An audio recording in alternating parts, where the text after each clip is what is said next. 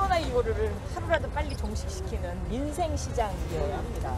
반드시 필승하겠습니다. 앞으로 가자는 시장이 좋은지 뒤로 가자는 시장이 좋은지 여러분이 이번에 선택해 주시기 바랍니다. 예, 4.7 재보궐선거의 공식 선거운동이 어제부터 시작됐습니다.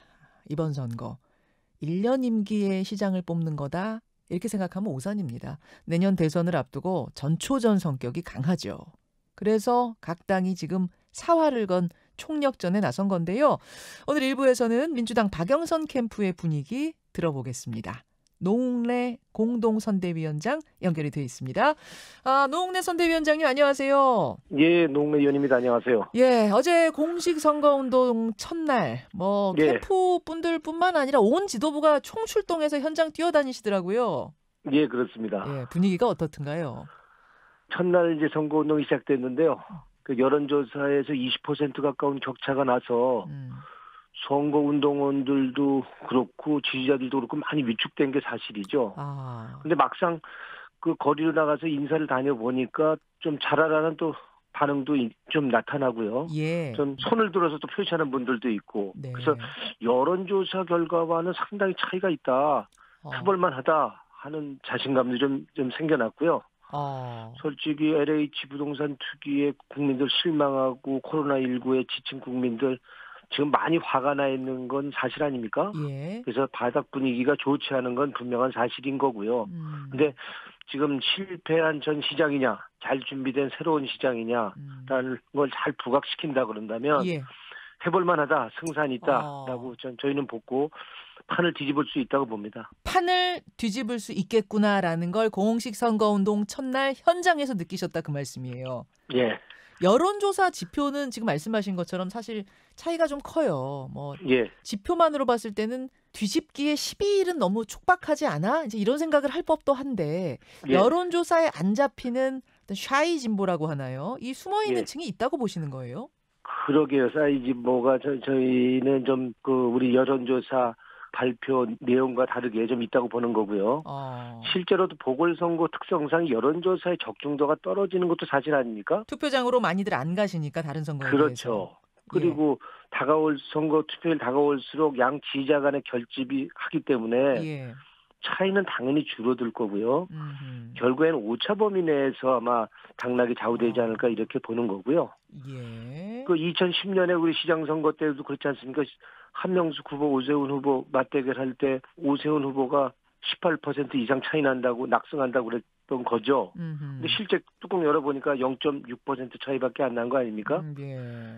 2016년 총선 때도 정세균 총리, 오세훈 후보 붙었을 때도 오 후보가 한 17% 이상 앞섰죠. 그 여론조사에서는. 근데 결과는 정세균 후보가 10% 이상 대승을 거둔 것이죠. 그래서 지금은 일비할 게 아니라 이 진정성 있게 우리 지지자들 투표장으로 가도록 하는 게 아마 중요하다고 보고요.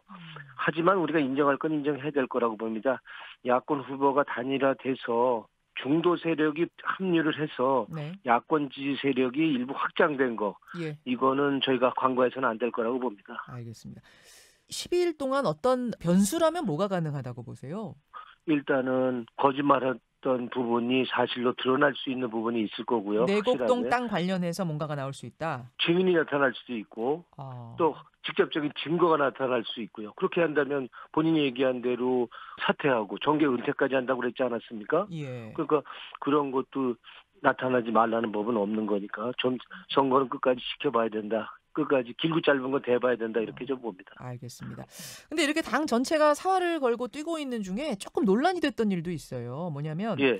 임종석 전 대통령 비서실장이 이틀 동안 연이어서 SNS에다가 박원순 전 시장 공적을 치하하는 글을 올렸습니다. 그 글에 옳고 그름을 지금 따지자는 건 아닌데 이 선거가 왜 치러지는지를 자꾸 이제 상기시키는 것이 선거에는 그닥 도움 안 되는 일이란 거는 이건 캠프에서 다 아실 거고요. 심지어 예. 박영선 후보가 자제를 부탁도 했고. 근데 예. 임 실장님 왜 그러시는가 좀 의아해들 합니다. 그러게요. 이거는 우리 지지자들 결집하는 게 이게 보궐선거니까 중요하지 않을까 이렇게 해서 그런 뜻이 담긴 거 아닐까 이렇게 보는데. 아, 고도의 어떤 선거 전략이라고 보시는 거예요? 지지자 결집, 호소? 우리 지지자들 결집만 하더라도 이 한 50% 투표율 전후가 되는 선거에서 우리가 한번 해볼 만하지 않느냐. 그 싸이 지지자들까지 끌어들인다면 해볼 만하지 않느냐 그런 거 아니겠습니까? 근데 자칫하다가는 이게 오만하게 보일 수 있고 정부 여당 아직 정신 못 차렸구나 하는 이런 또 지적도 있다면 자칫 집토끼 잡으려다 산토끼 다 놓칠 수도 있을 거고요.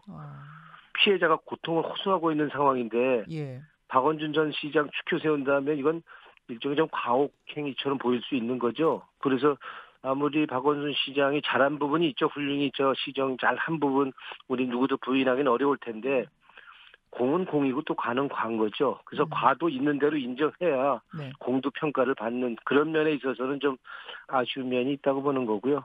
아마 그 발언은 보궐선거만을 염두에 둔 게 아니고 대선판까지 보고 한 말이 아닌가 좀 이렇게 봅니다. 아, 보궐선거 이후에 뭐 바로 대선판이죠. 어떤 임종석 실장도 지금 나가시는 거잖아요, 대선에. 뭐 나가는지는 모르지만 하여튼 일정한 역할을 하겠다는 의미도 담겨 있는 거 아니겠습니까? 그런 발언 자체가. 그렇군요. 그러니까 뭐 지금 뭐 소문은 무성한데 아직 뭐 공식 선언을 한 건 아닙니다만 어떤 예. 역할을 함에 있어서 그러니까 뭐랄까 존재감 이런 예. 것을 나타내는 글일 수도 있다. 정체성을 뭐 확실히 하는 글 이런 것. 그런 면도 있겠죠. 아, 그렇게도 보시는군요. 어쨌든 캠프에서는 좀 난감해하시는 것 같은데 전화라도 한번 해보지 그러셨어요. 이제 뭐 임종석 후보가 더 이상 뭐 발언 자제하고 있는 거 아닙니까? 그렇게 보시는군요. 그래서 이제 요 정도 연락은 안 해보시고. 예. 알겠습니다. 공약을 좀 보겠습니다. 21분 도시, 수직 정원, 10만 원 재난지원금 지급, 또 유치원 무상급식. 어제는 노인 무상급식도 얘기하셨더라고요, 박 후보께서. 예. 지금 우리 이제 노인 이제 어르신 분들이 이제 많이 추세를 보면은 많이 늘어나고 있지 않습니까? 예. 근데 실제로 우리가 국민연금을 받는 분들이 평균 국민연금이 39만 원이 정도고요.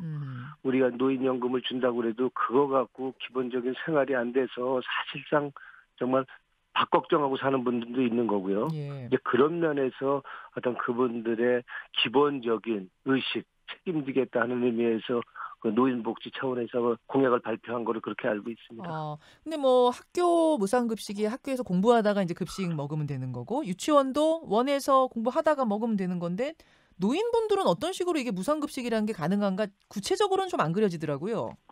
지금은 우리 이제 비영리복지법인에서 우리 서울역에서도 하고 있고요. 파고다공원 앞에서도 하고 이렇게 하는 방법이 있고 그리고 노인복지회관에서 이렇게 하는 방법이 있지 않습니까? 예.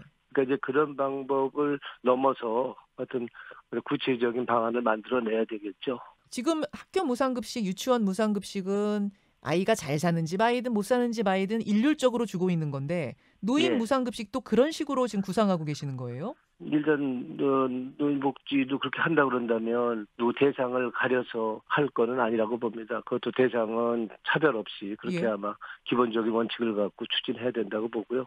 만약에 대상을 차별하지 않는다 하더라도 예. 그거를 와서 먹는 분들은 정말 절실하게 필요한 분들이 그 대상이 되지 않겠습니까? 알겠습니다. 항상 이런 이야기 나오면 나올 수밖에 없는 것이 재원 얘기거든요. 지금 예. 유치원 무상급식, 노인 무상급식, 10만 원 재난지원금 이거 다 여력이 되는 건가? 어떻게 생각하세요?